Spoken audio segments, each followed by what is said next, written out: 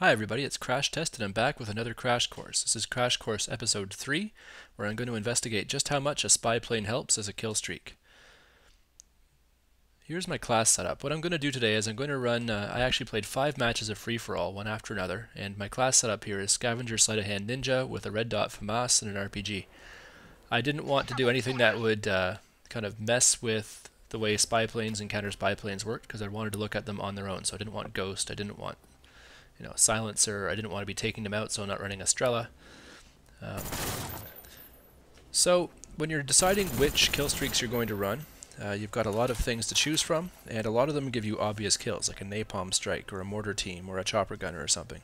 It's obvious how many kills those are going to be worth to you. You can take a look at your stats. You can see on average I get 6 or 7 kills with a chopper, for example. But with a spy plane, it's less clear. Everybody knows that it helps the team. Everybody knows that you tend to do better when there's a spy plane up. But when there's no spy plane up, what's the difference? Well, here's the very first difference. I've taken one of the 5 games of free-for-all I played right in a row, and that's what I'm showing you in the background here. When there's no spy plane up, you spend a lot of time running around trying to find people, and it makes for some pretty boring gameplay. I sped up a lot of it just to make it watchable. When there is a spy plane up, things go crazy. You're being drawn to the enemy. You're getting a lot more kills, maybe you're getting more deaths. Well, let's skip straight to the data, shall we? Over 5 games, which was a total of 40 minutes, I got a total of 75 kills and 40 deaths for a KD of 1.88. And that's, if you look at my stats, my usual KD is about 1.54, so I guess I did a little bit better than usual in this. I played in 3 different lobbies. I used the exact same class every time, the exact same kill streaks and everything. It was spy, counter spy, and napalm. So 75 and 40. Over that time I got 9 spy planes, and when I had the spy plane up I got 15 kills and 3 deaths for a KD of 5. Now I know this isn't a huge sample size, it's only about 40 minutes of gameplay, but my KD almost tripled when I had a spy plane up. So that's a huge advantage, and that's a great reason to run it as a 3 kill streak, that's for sure.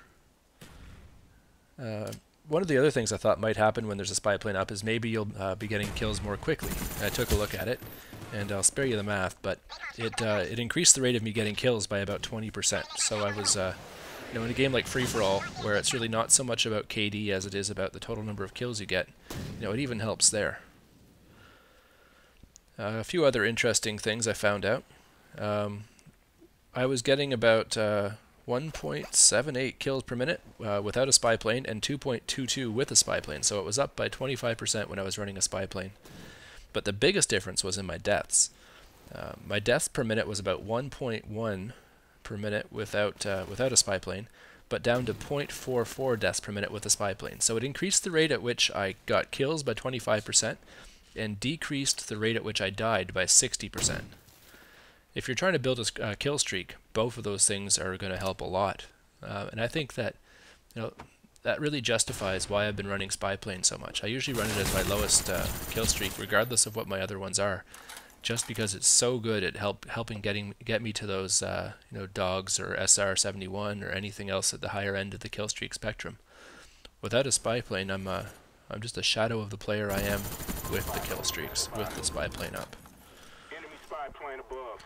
This gameplay here, it's a pretty good one. I end up going, I think, 24-2, but I've had to speed up all the sections of the game where there's no spy plane up because things just happen so darn slow when there's no spy plane. Yeah, that's another thing I learned. Whenever I'm trying to do a YouTube gameplay, I should definitely make sure I'm running a spy plane because it's going to be a lot more fun to watch. A lot more stuff going on. Why would you stand there and call in your RC car? Guys that got a clear view of you from the flank and from the front and from the back. 3 sides of easy view in a high traffic area, no less. There was a guy hanging out in that red building almost all game. I think I kill him 4 or 5 times just going back for more. Throw a stun, get his claymore, shoot him in the face. Repeat as necessary. So yeah, there you go. Spy plane is a very useful kill streak.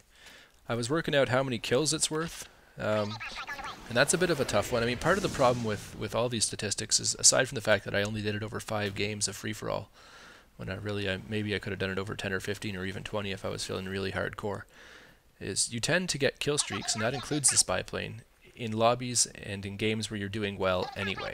In order to get to 3 kills in a row, it means that you're not getting owned. You're up against players who are maybe close to your equals or less.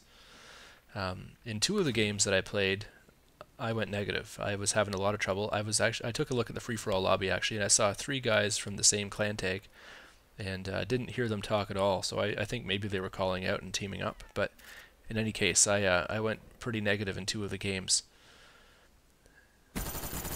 Oh, fail. But in those games, I didn't get a single spy plane, and that might be skewing my stats a little bit. It's not part of the reason I have a higher KD when I'm getting spy planes isn't necessarily because of the spy plane.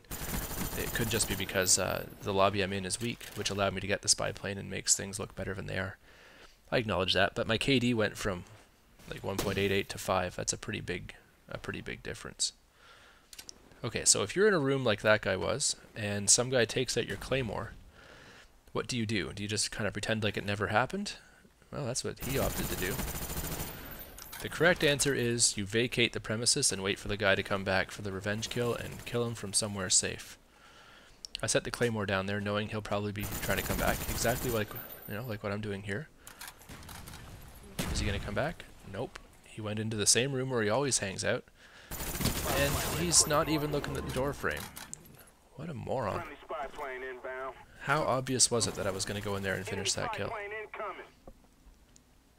Here we are with a pre-fire coming around here. Not exactly pre-fire, but certainly ready for him. All because of that spy plane. This, incidentally, is the reason that I'm not ashamed to run Ghost. The spy plane is such a useful kill streak that I just don't want to give it to the other guys to use against me. Why would I let them know where I am? I'd rather that they think they knew where I was and not know where I am. It's especially for a game like free-for-all where it's all about trying to find the other guys. And there's enough, search and destroy is another one like that too, except often there's so few kills and deaths going on in search that a lot of people don't have a chance to get a spy plane. Certainly not more than one. I like that little jump shot there, by the way. That was pretty beast, if I do say so myself. I was going to do this with, try to break it out for when there are enemy spy planes up too, but in free-for-all, I mean, there's only one guy with the spy plane up. The odds that you'll actually run into that one guy are comparatively low, and it really wasn't showing me anything interesting, so I didn't show it to you. Anyway, I hope that this has explained why the spy plane is good, and why Ghost is a very useful thing, 24 and 2. Anyway, hope you liked it. Rate, comment, subscribe.